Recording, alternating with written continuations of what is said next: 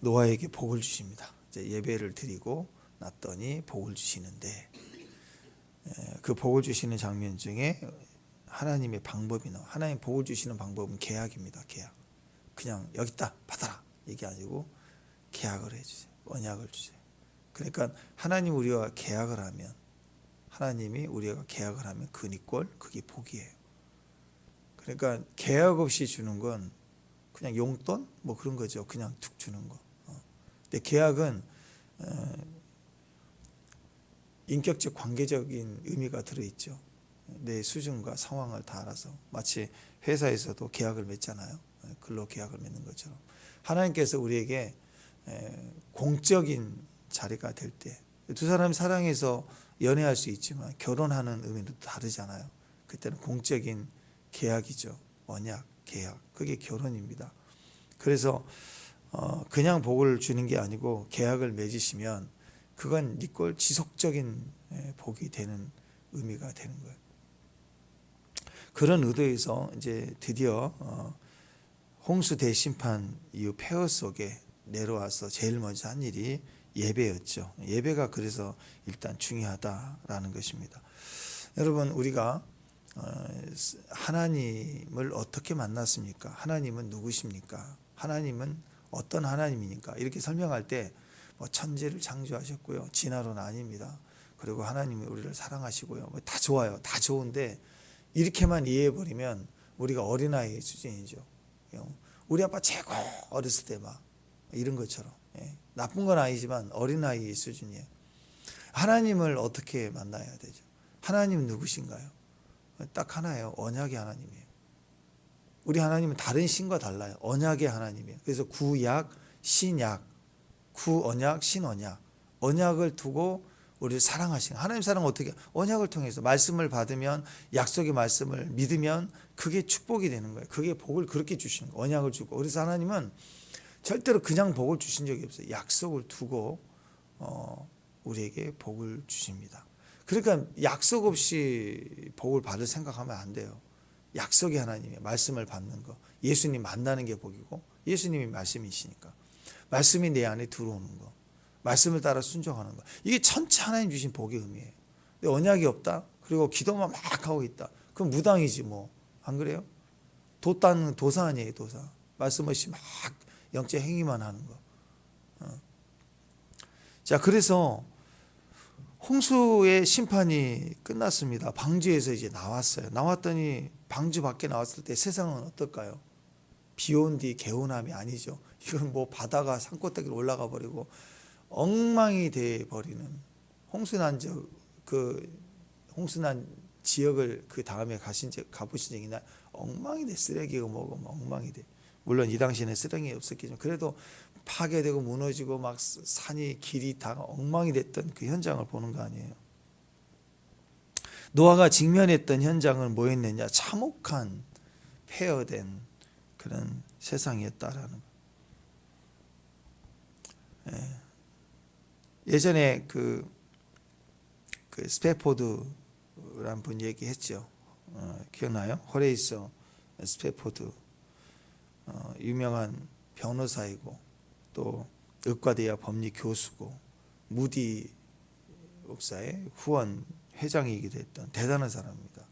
1871년 이제 시카고에 불이 나서 한 60%가 전부 그때는 뭐 보험이나 그런 게 약할 때니까 꽤 잘 나가는 분이라 세상에 리더자들 다 모아놓고 투자를 받아가지고 엄청난 부동산 사업을 시작하고 짓고 있는데 불 나버린 거예요.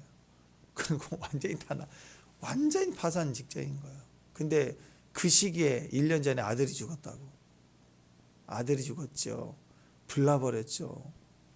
너무 고통스러우니까 가족들하고 가족여행을 유럽으로 가자 해서 뭐 최악이니까 가족을 위로하려고 그래 정신을 차리고 가려고 했다가 일이 이제 생겨서 먼저 보내고 본인은 이제 좀 뒤에 합류하기로 하고 이제 그때는 비행기가 없으니 뉴욕항에서 배를 태워서 딸 4명하고 아내를 보냈어요. 근데 출항한 지 일주일 만에 영국 철갑선하고 그냥 콱 부딪혀가지고 12분 만에 12분 만에 226명이 죽어요. 그리고 87명만 살아요. 근데 그 살아남은 사람 중에 자기 아내가 있고 딸 넷이 다 죽었어요. 딸이 사진 보니까 엄청 이쁘게 생겼던데 딸 4명이 다 죽었어요. 기가 막히죠. 겨우 살아나서 고통스러워하는 아내의 전보를 받고 서둘러서 뉴욕항에서 배를 타고 가요. 근데 딱 일주일 지나서 이제 그 죽은 항해 노선이 길이 있으니까 그 물 위를 지나가는데 고통스러운 거예요. 막 꼬그라져 통곡을 하고 그 물 위에서 밤새도록 울어서 뒹굴고 있는데 새벽 3시쯤 돼서 이전에 한 번도 경험해 보지 못했던 하나님의 평강이 가득 찼대요. 막 가득 찬 평강이 내 안에 몰려와서 채워지는데 주체를 못하겠다는. 그래서 글을 쓰기 시작합니다. 그 노래가 오늘 불렀던 찬송가 413자 내 평생에 가는 길 순탄하여 늘 잔잔한 강 같든지 큰 풍파로 무섭고 어렵든지 나의 영혼은 늘 편하다 내 영혼 평안해. 이 찬양이 거기서 나온 거예요. 그 상황이라고 하는 건 엄청 절망 아니에요. 그 과정을 어떻게 지나가요? 그러니까 울 때 울어야 돼. 통곡하고 막 실컷 쏟아내고. 왜? 이유는 없잖아요. 하나님밖에 없잖아요. 하나님 만나야죠. 하나님을 붙잡고 하나님 앞에 가니까 하나님 모든 것을 살려내고 회복시켜 주시고 확인이 되고 세상이 줄 수 없는 행복을 주게 되고. 그러니까 이 스페포드 이분이 했던 게 뭐예요? 그 엄청난 고통 속에서 그 감정을 토해내서 울 때 뭐 했어요? 예배하잖아요. 하나님께 그 무너진 상황에서 하나님을 찾고 부르짖었더니 찬송하고 찬송을 쓰고 그것이 사명으로 연결되지 않습니까? 노아도 오늘 그랬죠. 완전 세상이 다 완전 폐허가 된 가족만 살았어요. 그게 이긴 건가요?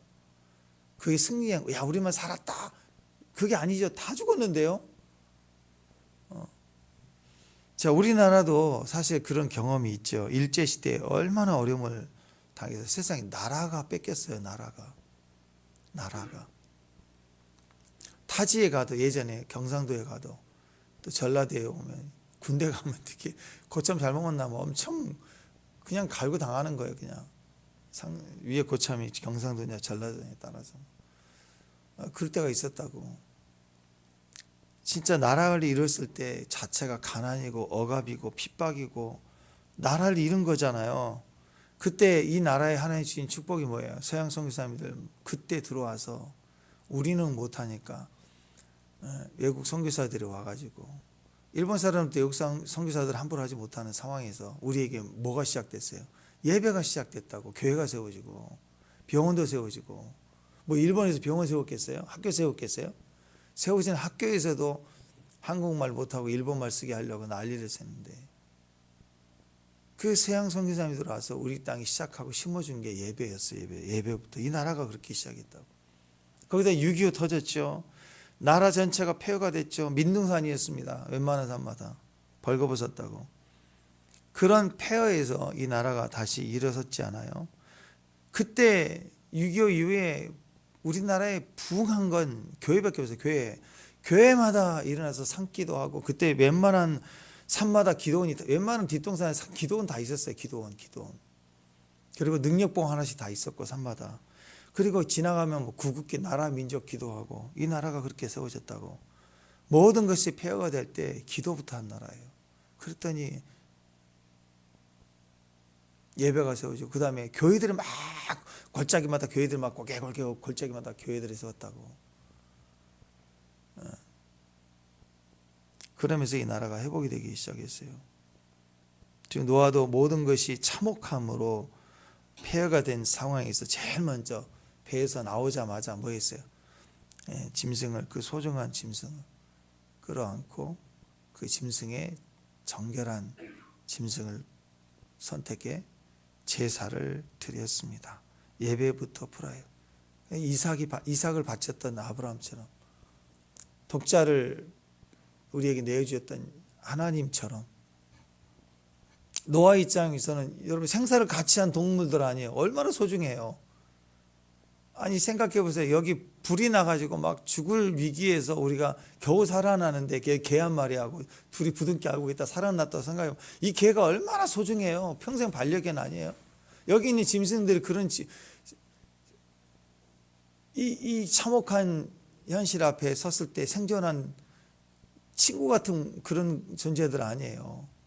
그들 중에서 가장 소중한 부정한 짐승에 정결한 짐승을 선택해 제물을 삼아서 내 독자 아들 같은 그들을 선택해 제물로 하나님께 예배를 드렸다. 이거 대단한 거 아니겠습니까? 무엇 때문에요? 하나님. 그래서 예배로 풀어가기. 예배는 소중한 시간, 가장 소중한 거, 가장 귀한 거부터 드리는 거예요. 예배를. 그렇게 간절히 예배를 드렸어요. 이 예배를 아직하라. 이 한 번의 이 드림을 통해서 하나님은 이제 너희 전체를 내가 받는다 하고 오늘 축복을 해 주신 거라고. 예배는 모든 것을 역전시킵니다. 잊지 말라는 거예요. 예배에서부터 모든 것이 시작이에요. 시작이 예배가 돼야죠. 예배 없이는 모든 것이 시작할 수가 없는 거예요. 예배가 없으면 예배는 뭐예요? 나의 소중한 내가 죽는 것보다 아브라함이 자기를 자신을 죽이는 것보다 독자 이삭을 바치는 게 더 어렵잖아요. 차라리 나를 치세요. 그럴 수 있잖아요. 그럼 예배는 가장 귀한 것, 가장 귀한 시간, 가장 귀한 자리에서 드리는 거라고. 그게 아지카라예요. 대충 해가지고는 아지카라가 아니라고. 그랬더니 하나님이 그걸 받으시고 전부를 다시 시작하십니다. 다시 시작합니다. 어떤 일이 벌어져요? 그게 9장이에요. 어떤 일이 예배를 드렸더니 첫 번째 복을 주시는 거예요. 복을. 오늘 내용입니다. 9장 복을 주신다. 예배 드렸더니 폐허 속에서 예배를 드렸더니 하나님이 축복해 주셨다. 우리가 복을 주셨다. 1절 하면 읽고 1절 시작.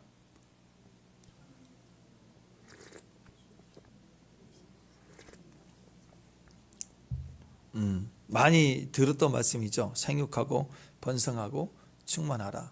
이 상황에서도 마찬가지예요. 번성하고 충만해야 됩니다. 그죠? 왜 이 짐승들하고 노아의 가족만 남았으니까 이제 번성해야 될 이유가 있어요. 근데 이 내용이 사실 창세기에서 천지를 창조하셨던 그때 주신 말씀과 똑같죠. 새로운 시작이에요. 완전히 새로운 시작. 완전히 새로운 시작. 예배드리면요, 완전히 새로운 천지장소, 다시 질서가 회복되고 다시 시작되는 거예요. 질서가 회복되지 않고 불법이 들어와 있는 공사도 기초에서 불법이 자행돼서 뭐 철근 빼먹고 뭐 벽돌이 틀어져 있는 상태에서 위에서 계속 지으면 어떻게 될까요? 그건 지으면 안 되는 거예요. 그죠? 모든 것이 폐허가 된 것 같아도요, 질서가 제대로 시작이 됐다면 그건 시간의 문제지 결국 완성이라고. 하나님 그렇게 하시는 겁니다. 땅 전체를 가득 채우시겠다는 거예요. 네가 하는 게 아니라 내가 하는 거야. 그러니까 땅이 충만하라, 번성하라, 생육하라. 그 말은 하나님이 내가 너와 함께 그렇게 생육하게 할 거야, 번성하게 할 거야, 땅이 충만하게 할 거야 라고 하나님이 약속을 주신 거라고. 그러니까 내가 아니라 네가 아니라 나야. 내가 아니라 그리스도예요. 하나님이 내가 하시겠다 그거든. 이게 축복입니다. 축복. 기도하다가 여러분에게 생육하라, 번성하라, 충만하라 이런 말씀들은 그 자체가 이미 새롭게 시작이 됐다는 거. 아무것도 없어도 그렇게 되는 걸 의미하는 겁니다. 어디서 시작되는? 예배에서 시작돼요. 온전히 예배를 드리고 나면 하나님이 그때 우리에게 복을 주시는 거예요. 약속을 주시는 거예요. 하나님의 복과 세상의 축복이 차이점이 있죠. 세상 사람들도 복을 받아요. 돈도 생기고 건강도 생긴다고 난리를 칩니다. 그런데 세상 사람들은 우리가 얘기하는 복이라고 하는 것을 얻었다고 합시다. 근데 뭐가 안 변화되냐면 그릇은 절대 변화되지 않아요. 그냥 욕심에 의해서 우리가 원하는 걸 성취했어요. 그게 사람들은 복인 줄 아는데 자기는 그대로예요. 오히려 그 내면은 더 형편없을 수도 있어요. 왜냐하면 그것을 이루어내기까지 모든 수단을 발휘하기 때문에 더 악해질 수도 있는 거예요. 그러니까 우리가 생각하는 건 뭘 이렇게 쌓아두는 게 복이 아니라 내면이 가짜면, 내면이 악해져 있으면, 내면이 부정이면 그건 오래 가지 못해. 그건 행복이 아니에요. 행복 같은데 그 속에는 폭탄이 있는 거라고. 다 터지고 자기도 터지고 다 죽는 거라고. 그러니까 이 그릇이 잘못되면요, 보여지는 것이 많으면 오히려 처음에는 좋은 것 같아도 그게 결국은 폭탄처럼 쌓여지는 건 그건 무서운 겁니다. 뭐 생기면 베풀 나가지를 못해요. 욕심에 의해서 손에 쥐어진 건 절대 흘러보내지 않아요. 쥐고 있는 거예요. 쥐고 있다고. 그게 쌓여지는 거죠. 계속 쌓여지는 거예요. 옆에 쌓아두는 거예요. 그럼 어떤 일이 일어나요? 막 사기가 들끓고 옆에서 그걸 뺏으려는 사람들이 생기고 자식도 그렇고 가족도 그렇고 전부 그것을 뺏으려고 그래요. 그러니까 본인이 잠을 못 자요. 누구도 믿지 못하는 거예요. 그럼 독재자들이 다 그렇잖아요. 독재자들이 돈이 얼마나 많아요. 스위스에 막 영어 뭐 되게 많잖아요. 막. 근데 잠 잘 자는 사람을 본 적이 없어. 독재자 잠을 못 자요. 불안하고 믿지 못하고 모든 게 선전이에요. 광고예요. 지금 김정은이 그 지금 누구예요? 그 김주혜인가 그 몇 살 그 아직 어린애잖아요. 매일 데리고 다니는 거 얼마나 그 불편해요. 본인도 얼마나 힘들까. 불안해 갖고 그 애가 그게 행복일까 그 아이는? 그 모습이 멋있어 보이지 않죠. 행복해 보이지 않죠. 온통 두려움과 남을 믿지 못함과 누가 훔쳐갈까 봐 뺏길까 봐 자기 죽을까 봐 어떡하나 그렇게 사는 거 절대로 그건 행복이 아닙니다. 많이 있는데 오히려 두려움이 증가되고 있으면 거짓말이에요. 가짜예요. 어떤 것도 우리에게 두려움이 있으면 안 돼요. 어떤 큰 선물을 받았어요. 선물을 받았는데 그 선물이 기쁨이 아니고 두려움이 있다면 뇌물입니다. 그거. 선물은 아무리 많아도 더 크고 즐거운 거죠. 자랑이 되는 거예요. 근데 조그만 거라도 뭔가를 받아 선물입니다. 받았는데 뭔가 불편하기 시작하면 그건 뇌물이에요. 뇌물. 내 내면을 알고 있다고 뇌물인지. 그때는 코가 끼는 거예요. 전화만 와도 끌려가야 돼요. 그 뇌물이 그런 거예요. 받기 전에는 내가 갑인데 받고 나면 내가 을이 돼버립니다. 희한합니다. 그게. 그래서 문제가 되는 거죠. 많으면 많을수록 기뻐야 되는데 그게 자꾸 두려움과 염려가 된다면 이건 세상 것입니다. 내 마음이 아예 작정해서 흘려보내기로 마음먹은 사람, 소유가 될수록 누구 줘야지 돼 있는 사람은 많아질수록 행복해요. 그렇잖아요. 누구 좋은 선물 할 때 살 때 기쁘죠. 가지고 갈 때 이거 줄 때 얼마나 기뻐할까 생각하니까 기쁘죠. 또 줘서 기쁘죠. 주고 나서 내내 고맙다고 얘가 잘 쓰고 있다고 그러면 또 기쁘죠. 선물은요 시작부터 끝까지 다 기뻐요. 몇십 년 뒤에도 이 얘기한다. 그때 참 정말 필요했을 텐데 정말 그거 정말 고마웠었다고.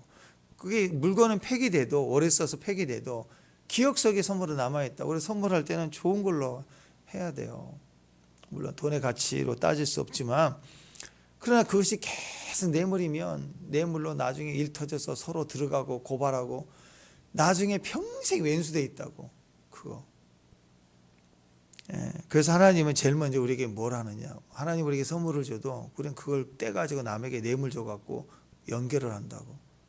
그래서 여러분 하나님은 반드시 우리에게 선물을 주실 때 생명과 영생을 선물로 주실 때도 그렇고요. 하나님은 먼저 우리에게 주실 때 먼저 우리에게 그릇을 만들어 주십니다. 그 다음에 부어주세요. 그 그릇을 만드는 과정이 그 축복을 거기다 붓는 과정이 그릇을 만드는 과정이 언약이에요. 약속을 줘요. 바로 안 줘요. 너 필요하지? 여기서. 너 필요하지? 여기서. 이렇게 바로 안 주고 약속을 줘요. 명령해 주세요. 생육하라. 번성하라. 땅에 충만하라. 이게 약속인 거예요. 실제로 계약도 맺지만 언약을 세우지만 그 명령은 나보고 하라고 하는 것 같아요. 그런데 그걸 했을 때 하나님이 하게 하시고 하나님 그보다 더 큰 복을 주시는 거라고. 하나님 복은 그래서 우리가 하나님을 만났다. 그럼 인격적인 하나님 만났다는 의미가 뭐예요? 하나님은 언약의 하나님이니까. 약속을 두고 순종해 내고 그 약속의 결과를 받는 거. 이 과정을 통해서 지정이 인격적인 하나님을 경험하는 거예요. 신앙은 인격적인 하나님 만나야 진짜 하나님 만난 거예요. 기도했더니 막 빛이 임하고 노랗고 불이 이고 막 그래서 하나님 만났다. 이런 신앙은요 오래 못 가요. 내가 이 말씀을 받고 묵상하고 견디어내고, 그리고 이 말씀이 들어오면 일단 형편은 잘 안 될 때 주셔. 항상 이 말씀과 형편은 전혀 다른 상황 같을 때가 너무 많으세요. 이 과정을 통해서 내가 다뤄지고 내 그릇이 깨지고, 그리고 새 그릇이 되고 바뀌어지는 거라고요. 그래서 하나님이 부어주시는 가치는, 그분의 능력은, 은혜는 세상으로 판단할 수 없는 무한한 가치를 가지고 있습니다.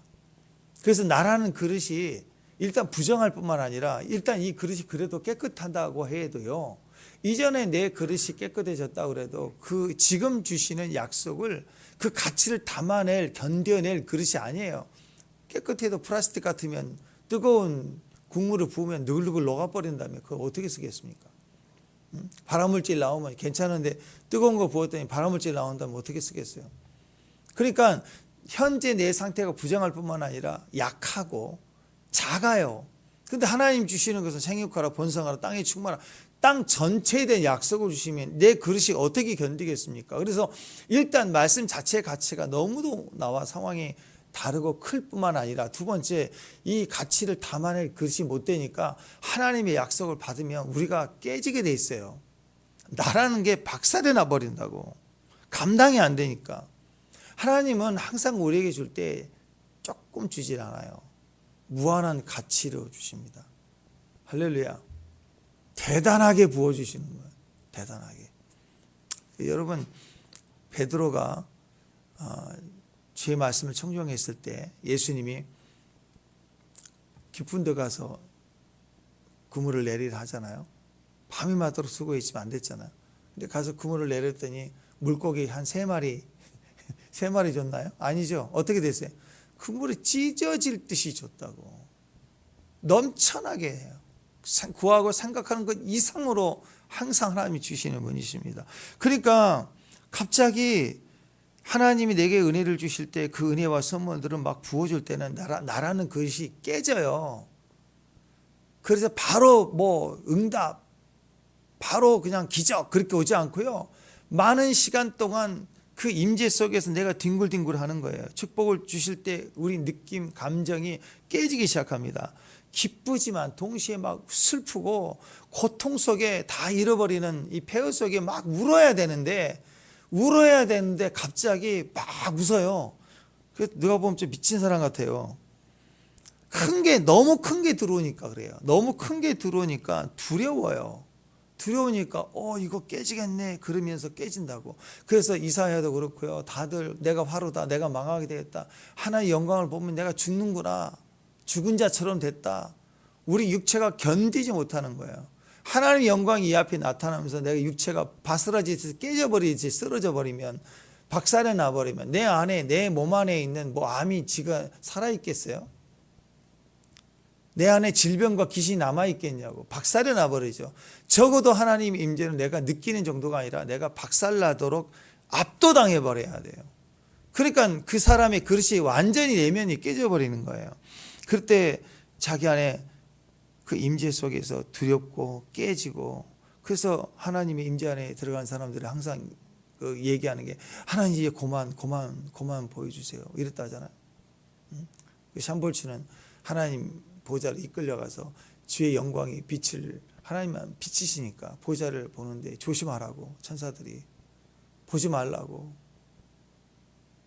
근데 주님의 영광을 보려고 우리 햇빛을 보면 눈이 부시는 것처럼 그렇게 보려고 했더니 천사가 막 끌고 나갔다 그러잖아요. 그래서 왜 하나님 보려고 하는데 못 보게 하냐. 야, 너 그렇게 한 5초만 더 있었으면 너가 소멸됐어, 소멸돼. 그랬다고 하잖아요. 그만큼 하나님의 영광을 본다는 것은 두렵고 죽을 것 같은 거라는 거예요. 심지어 스랍들도 부끄러워서 얼굴을 가린다고 그러잖아요. 날개로 얼굴을 가리고 발도 가리고 막 두기는 날아다니면서, 천사들도 하나님 영광을 보는 게 두렵다고, 깨져버리고 박살나고 소멸되어 버릴 수 있으니까.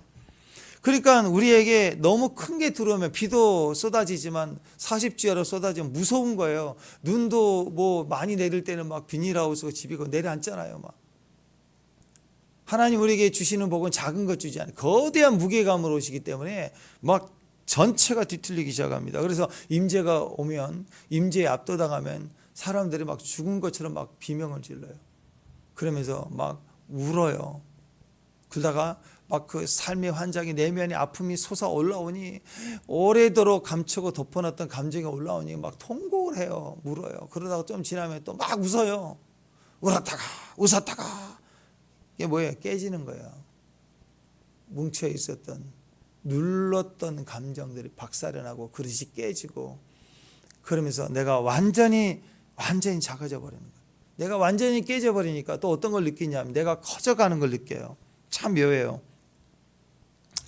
성도들이 가끔씩 보면 그런 얘기만 할 때가 많아요. 목사님 제가 깨졌어요. 저 박살났어요. 나 깨졌어요. 근데 깨졌다고 얘기하는데 옆에서 들어보면 깨지면 불쌍한 거 아니에요. 내면이 박살났어요. 그러면 너 완전히 박살났어요. 저 깨졌어요. 그렇게 얘기하는데 그 얘기를 하는데 옆에서 들으면 불쌍한 게 아니라 나 깨졌어요 하는 그분이 커져 보이는 거예요. 커져 보인다고. 엄청 깨졌대요. 가끔씩 새롭게 하세요. 이렇게 간증하신 부분 참 한 번이 아니라 막 겹겹으로 고난을 당해서 아주 박살났구나. 야, 어떻게 저런 시즌을 보냈을까. 막 깨져도 진짜 도끼로 이마 까가지고 안까지 막 골라 까고 까니만 또 까고 밖에서 피를 받고 아니 겹겹으로 무슨 다단계로 환난을 당하는 분이 나오고 이런 얘기를 들으면 기가 막힐 때가 있어요. 근데 그 얘기를 들을수록 불쌍한 게 아니고요.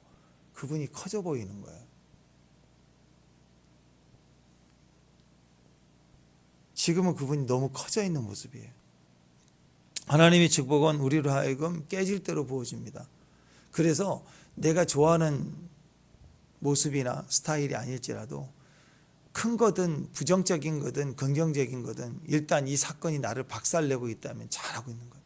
내가 그렇게 울어도 웃어도 감정이 막 뒤틀려가 울어야 될 때 웃고 웃어야 되는 일인데 막 울고 있고 막 이런 감정이 뒤틀림이 오고 혼돈이 오고 그래서 그 이유는 깨졌다는 뜻이에요. 깨져요. 깨질수록 우리는 숨고 피하고 그러거든요. 그런데 이게 커져가기 시작할 때는 박살나고 가루가 되면 깰 게 없잖아요. 가루를 누가 깨요? 가루를. 조각이니까 더 깨는 거지. 가루가 돼버릴 때부터는 어떤 일을 벌이냐면 깨지고 깨진 현장에서 내가 점점 커져가는 거예요. 괜찮아져요. 그러니까 이런 분들 있죠. 자기가 망한 이야기를 하는데 막 그래도 좀 웃으면서 하는 사람도 있어. 어제 바보 같은 일을 당했는데도 막 웃으면서 막 살랐다고 차를 거꾸로 탔다고 막 웃는 사람들 막 있죠. 예. 그릇이 된 거예요. 그게. 예. 약간 맹해야 돼요. 그래서 할렐루야. 예. 맹하니까 새벽에 이렇게 나와 있지. 안 그래요? 이 추운 날. 여러분 이렇게 하나님이 우리에게 예배로 드려지면 이제 그것을 통해서 하나님이 예배를 통해서 우리에게 복을 주십니다.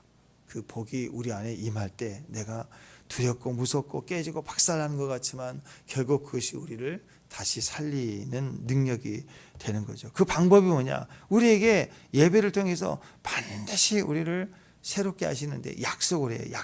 약속과 성취예요. 그러니까 하나님 우리에게 예배를 통해서 주실 때 복을 주신다. 근데 복을 어떻게 주시느냐? 약속을 주시고 성취를 하게 하세요. 약속과 성취예요. 무지개 언약, 약속을 하세요. 약속을 언약을 하고 우리에게 주신다고. 약속이 중요해요. 말씀이 중요해요. 그 말씀을 받으면 복을 받은 거예요. 그 말씀의 종류, 지혜의 말씀, 물질의 말씀. 그러면 그 말씀의 복을 내가 받은 거예요. 그 말씀을 가지고 오늘 올해 받은 말씀도 받으면 내일 즉각 나타난다. 그런 개념이 아니라 생명이기 때문에 씨앗과 같기 때문에 아이가 태어난 것처럼 같기 때문에 그것을 오늘 말씀처럼 복을 받으면 언약의 복이고 약속의 복이기 때문에 생육하라, 번성하라, 충만하라는 과정이 필요한 거예요. 그때 내 그릇이 완성되고 만들어져서 그 역사가 일어나는 겁니다. 그래서 여러분 하나님은 약속과 성취 하나님이세요. 그래서 우리에게 약속을 통해서 복을 주신다라는 거예요. 오늘 또 반드시 우리 약속을 주심을 기억해야 됩니다. 과정이 있어요. 과정.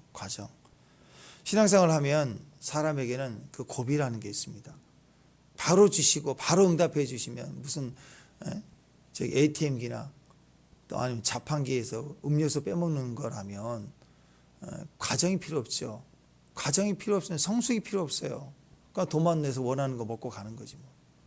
근데 거기에는 인격적인 관계나 거기에 어떤 친밀함이나 거기에 언약과 약속 뭐 그런 개념에서 우리를 완성해 가시는 그런 하나님의 축복과 지혜가 있는 게 아니라는 거죠. 반드시 우리에게 사귐이 있게 합니다. 약속과 성취를 통해서 하나님이 해주세요. 즉석에서 해주지 않습니다. 그래서 하나님은 우리에게 어떤 일을 해주실 때 먼저 약속을 주시고 기다림을 통해서 약속과 성취 사이에 우리가 성숙해가고 그릇이 되게 하고 그리고 그 일을 우리에게 이루시는 거예요. 그래서 그 일이 마치면 작품 하나 해낸 게 아니라 과정에서 친구가 되는 거예요. 그래서 여러분 그 연예인들도 보면은 그 유명한 작품 막 대박을 치는 작품으로 그 사람이 뜨는 것처럼 보이지만 사실은 작품 몇 개 하면 스태프들하고 굉장히 친해지죠. 동고동락을 했으니까. 거기서 다 결정 나는 거예요. 이 사람이 인성이 좋고 훌륭하고 정말 스타가 됐지만 전체를 살피고 그런 게 되면 그 다음 작품도 같이 하는 거예요. 다시 부르고. 근데 내가 스타라고 해서 감독한테 이게 좋은데 바꾸자고 그러고 작가한테 가가지고 이거 지시하고 막 이렇게 압력 놓고 해서 작품 한두 개 하지만 안 써요. 그 다음부터는. 그러면 하나님과의 관계 속에서 우리가 약속과 성취의 과정을 통해서 하나님은 나를 받으시는 거고 내 전부가 어떻게 하나님 앞에 완전할 수 있겠어요? 불완전하죠 우리는. 그러니까 명령 주시는 말씀을 가지고 아즈카라가 되는 그 부분을 통해서 우리가 전체를 인정받을 때 하나님은 엄청난 작품을 써내려 가신다고. 그래서 약속하시고 우리가 그 약속을 따라 믿음으로 성취해가는 과정에서 하나님의 성취를 보는 거예요. 나는 일부분의 성취예요. 약속을 두고 하나님과 내가 만나서 하나님이 주신 약속을 가진 일부분의 내가 성취가 순종이 전체의 성취로 하나님의 일하심으로 만나지는 거예요. 나의 부분과 하나님의 완전함이 약속을 통해서 만나는 거예요. 그래서 내가 노아의 방주 때 내가 수영해 가는 게 아니죠. 또 방주를 지어서 내가 키를 잡고 운전해 가는 항해를 어떻게 해요 우리가? 엔진이 어디가 에너지가 어디가 있어요? 멍텅구리배 같지만 떠 있기만 하는 배 하나님이 해주시는 거예요. 그게 하나님 완전하심 우리의 부분적인 순종이 이렇게 함께 역사하는 게 하나님의 뜻입니다. 우리는요 약속과 성취를 믿는 사람 반드시 기억하십시오. 그냥 뒹굴면서 그냥 주군의 산에 막 외치고 목 놓아 외치고 막 무당지처럼 뛰고 펄펄 하면 하나님이 그래 받아라 불이다 하고 이렇게 온 게 아니라고요. 초보신앙 때 어릴 때 한국교회가 이제 막 시작할 때 뭐 모르니까 너무 어려우니까 고통 속에 막 세게 기도하면 되는 줄 알았다고 소나무 뽑으면 되는 줄 알았다고 지금 그렇게 가면 안 되는 거잖아요. 약속과 성취를 통해서 가는 게 맞는 겁니다. 아이를 낳고 난 다음에 아이에게 젖을 먹일 때 기본적인 사람들은요 애가 울면 먹이래요. 애가 울면 먹인대. 우리 옛날에 그랬으니까 애가 울면 잘 자면 또 두었다가 울면 기적이냐 울면 먹을 때가 됐나 보다 하고 먹이고 옛날에 그렇게 했다는 거예요. 그때 옛날 스타일이고 울면 먹이고 울면 먹이고 자꾸 그렇게 하면 애들이 뭘 배우는지 아세요? 짜증만 배워요. 아 울면 되는구나. 아니 크리스마스 때 두돌프 사슴코도 알려주는데 울면 하는데 알려줬는데 애들은 엄마로부터 배우는 게 뭐냐? 아 울면 주네? 아 울면 되네? 짜증내면 되네? 그래가지고 그 다음 단계로 걸어 다닐 때는 마트에서 뒹구는 거야. 막 뒹굴어 버리는 거야. 그럼 야 일어나 알았어 해줄게. 얼른 해주고 그럼 먹히네? 장난감 앞에서 뒹굴어 이제. 원하는 거 앞에서 뒹구는 거야. 이거 되네? 되는구나. 영성 훈련을 하는데 거지 영성이에요. 거지 영성. 언제까지 달라고만 하겠어 하나님 앞에. 예배도 하나님 주세요. 언제까지 이래 성황당 기도만 하겠냐고. 예배에 오는 이유 드리기 위해서 오는 거잖아요. 아멘. 그래서 신앙이 성숙하면 헌금 생활을 하는 거라고. 드리기 위해서 오는 거예요. 근데 받으려고 오는 거야. 은혜 받으려고 합니다. 금식 기도하고 왔습니다. 은혜 받으려고. 임파파파테이션 해달라고 막 기도하고. 그게 맞는 것 같지만 애들 때나 하는 거고 그렇게 가면 짜증신앙 돼요. 이런 분들이요 막 기도해서 달라고 기도하고 막 몸부림치고 땡강 부리고 뒹굴고 금식하고 돌파한다고 하고 이런 영성을 가진 사람들이 짜증이 되게 많아요. 보면 짜증하고 막 뭔가 이렇게 쪽집게로 찢어 지시하려고 이런 스타일이 많다고. 불안해요. 불안해. 애들처럼 불안한 거예요. 뒹굴면 되네. 금식하면 되네. 뒤집으면 되네. 그리고 어떤 분은 너무 마음이 아프고 힘들고 또 고통스러울 때는 기도할 힘이 없잖아요. 물론 그러면 기도해야 하면 돼. 그게 맞긴 하겠지만 지금 준비도 안 돼 있고 슬픔이나 어떤 상황을 감당할 내면이 안 돼 있어요. 우리가 보기에는 별거 아닌 것 같아도 올해도 감정적으로 어려울 때가 있잖아요. 근데 그분 내가 기도해. 기도하니까 그렇지. 이건 욥의 친구들이 욥에서 하는 이야기가 비슷한 거 아니에요. 기도는 자기만 하면 돼요. 왜 남에게 기도를 왜 안 해서 그런 일이 벌어졌다고 이렇게 판단하고 그렇게 하냐고요. 그러니까 짜증신앙이에요. 짜증신앙. 믿음의 원리대로 가르친다 그러면 아이에게 젖을 줄 때도 요즘에는 똑똑한 엄마들은 어떻게 해요? 4시간 마라 단위로 6번 24시간이니까 6번 수유한다. 아이 젖을 준다. 그러면 아무리 울어도 안 줘요. 딱 시간 되면 줘요. 시간 되면 애가 좀 자라면 이제 양을 좀 늘리고 이거 이제 데이터가 있으니까 거기에 맞춰서 철저하게 지키려고 해요. 말을 못 배웠어도 그냥 우는 것만 배웠어도 우는 것을 반응해 주지 않아요. 아, 우리 엄마는 울어도 소용없구나. 이걸 깨닫는 거예요. 이걸 배우는 거예요. 아, 우리 엄마한테는 이렇게 막 뒹굴어도 짜증내도 소용없구나. 뒹굴어도 소용없구나. 괜히 잘못됐다가 한 대 얻어 터지는구나. 이건 이제 우리 엄마는 얄짤없어. 이게 딱 그게 시간이야. 시간. 4시간마다 주는 거거든. 그러면 뭐 일찍 내가 막 달라고 울어봐야 소용없네. 그러면 기다리는 거예요. 기다림이 되는. 기다림이 영성이니까.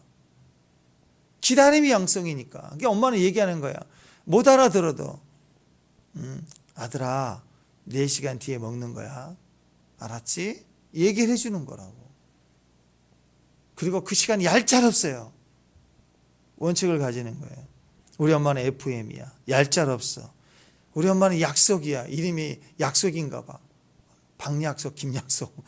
근데 그러면 애가 거기에 적응이 돼요. 절대로 흔들리지 않습니다. 몸에 배예요. 이렇게 자라는 아이들이 세상에 가면 어떨까요? 세상은 비즈니스 세계잖아요. 비즈니스 세계 가갖고 막 울어갖고 돼요? 땡깡 부려서 돼요? 안 돼요. 사업의 세계는 저절로 그렇게 뒹굴어서 되는 게 아닙니다. 옛날에 영역 불러가지고 막 힘으로 부수고 농성하고 됐죠. 요즘에는 법으로 그렇게 하려고 해도요. 힘드니까 로봇 불러버리잖아요. 로봇을 만들어서 공장 설비해버리잖아요. 이제는 띵깡 부려서 이렇게 정도 지나치게 하면 안 되는 시대가 온다고. 사업 현장은 철저히 신용입니다. 믿든 믿지 않든 어쨌든 신뢰와 약속과 신용을 지키는 사람만 살아남는 정글이라고요. 어린 아이들을 어렸을 때부터 엄마가 울 때마다 주는 이런 영성을 가지면 견디지 못해요. 그리고 몸에 익숙해 있으니까. 근데 어렸을 때부터 약속과 철저히 젖먹을 때부터 훈련된 그런 FM이 되면 아이들이 거기에 익숙해져 있는 거예요. 우리 팀 생활을 하면서 우리가 이렇게 사회생활 잘 못하시는 분들도 보면은 다 이런 습성이 어렸을 때부터 다 있는 거예요. 어렸을 때도 마찬가지입니다. 사회생활 잘한다 그럼 대부분 어렸을 때 공부 잘하는 사람들이 사회생활도 잘해요. 왜 그럴까요? 공부 잘해서요? 아니라니까요. 점수 잘 나온 사람을 말하는 게 아닙니다. 학교 다닐 때 점수는 잘 나왔는데 인생이 잘못 사는 사람도 있고요.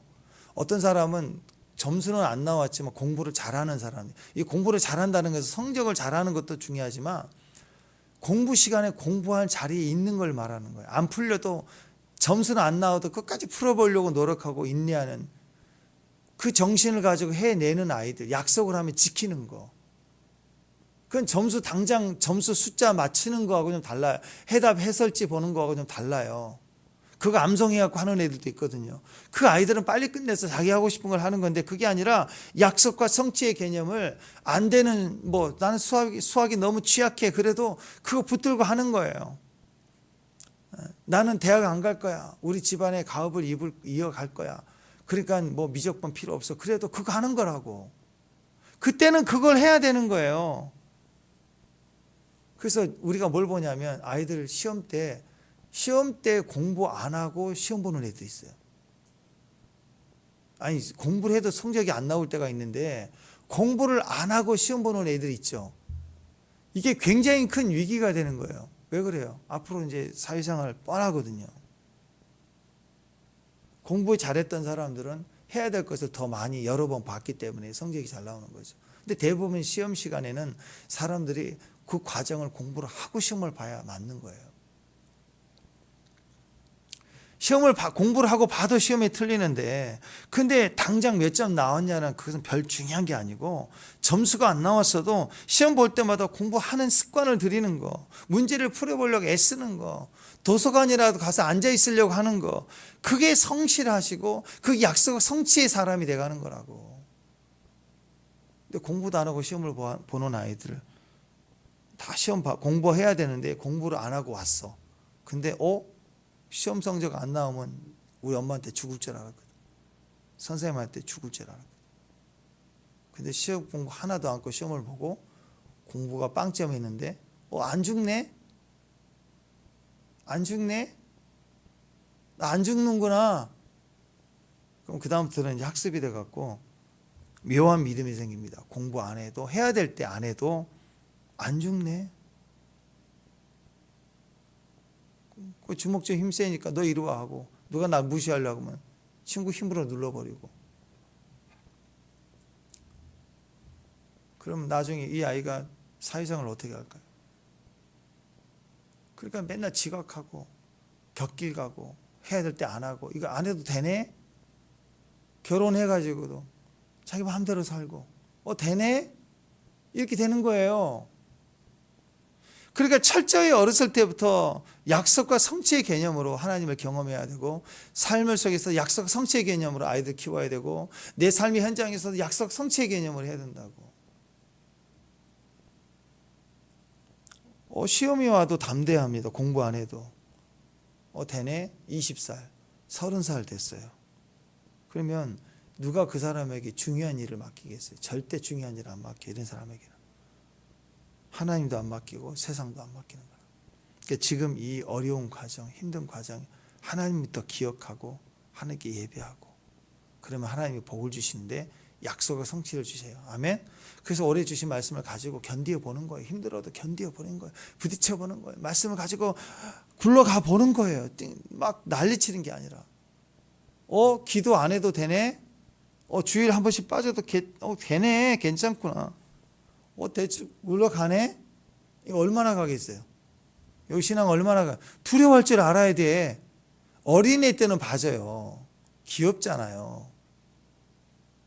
저번에 우리 수아가 확 갑자기 들어오자마자 그냥 저 뒤에서 막 예답지 않게 짜증을 부리더라고. 그러니까 형민이가 어떻게 할지 몰라고 좀 있어 하고 옷을 이렇게 들어왔으니까 옷을 정리해서 걸어오려고 한 사이에 팍 들어가지고 헝구통에 머리로 콱 치고 무섭게 넘어지더라. 무섭게. 그러니까 사람들이 귀여워가지고. 근데 우리 찰레 나이 때 그러면 염려가 되죠. 근데 이제 우리 줄레같이 이제 어른이 되고 청년이 돼가는데 그러면 어디 아픈 거죠. 안 그래요? 그래서 여러분, 우리가 신앙생활을, 우리가 청년의 믿음을 가졌다 기도하면서 하나님 앞에 띵깡 부리는 건 좀 생각을 해봐야 돼요. 하나님은 약속과 성취의 하나님이에요. 하나님 약속을 붙들고 말씀의 은혜로 내가 서고 말씀을 붙들고 가며 부딪혀가는 이 과정, 이게 중요한 겁니다. 오늘 노아의 스토리를 통해서 다 표현됐을 때 제일 먼저 뭐 할까? 깝깝하죠. 예배부터 하는 거예요. 뭐 할지 모를 때는 뭘 몰라요. 예배부터 하는 거지. 시작이 예배인데. 너무 힘들 때, 너무 답답할 때, 뭘 해야 될지 모를 때 네 걸 정답 가르쳐 주잖아요. 예배예요. 예배자니까. 그리고 방향은 이미 선교예요. 방향은 하나님 주신 사명이라고. 근데 내 형편과 가야 될 방향이 너무 갭이 크니까 기도하는 거고, 세 가지 예배자, 기도자, 선교사 세 가지 붙들고 가는 그 과정을 통해서 인격적인 하나님, 그분이 성취해 가시는 것을 보는 사람. 그래서 약속과 성취의 개념을 가지고 새로운 시작을 하는 거예요. 그래서 연초에 말씀 받는 거고 말씀 붙들고 시작해 가는 거예요. 오늘 또 외치고 선포하고 묵상하고 가는 거라고. 하나님 약속 성취 하나님이니까. 도깨비 같은 하나님 아니에요. 인격이 하나님이라고. 도깨비하고 귀신하고 뭐 우상하고 사귀는 거 봤냐고요. 하나님은 사귐이 하나님이에요. 인격이 하나님이에요. 그래서 약속 성취인 거예요. 말씀을 붙들고 오늘 또 승리해 나가는 새로운 시작하시는 주의 음성을 따라 승리하는 또 성취하는 저와 여러분 되시기를 주님의 이름으로 축원합니다. 기도합니다. 하나님 감사합니다. 우리 주신 약속의 말씀 주님을 만났고 가진 소유된 말씀 붙들고 성취해 가시는 하나님과 동행할 수 있는 더 친밀해지는 귀한 종들 되게 하옵소서. 예수님 이름으로 기도합니다.